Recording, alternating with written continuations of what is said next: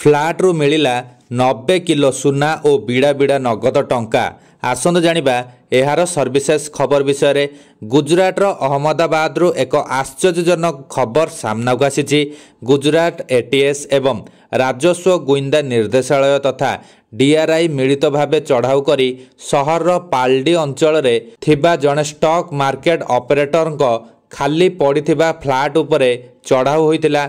Operation समय जहाँ मिलिथिला ताहा देखि अधिकारी माने आश्चर्य हो जाइथिले।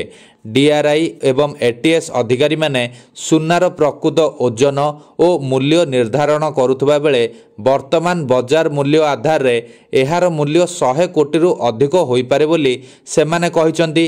जबत होइतिबा सामग्री मध्य रे 90 किलो सुना अछि।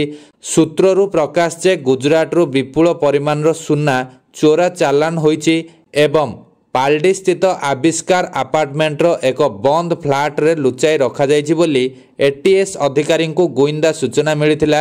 एहा परे चढ़ाऊ होइथिला। ए नै अधिक तदंत जारी रहिछि।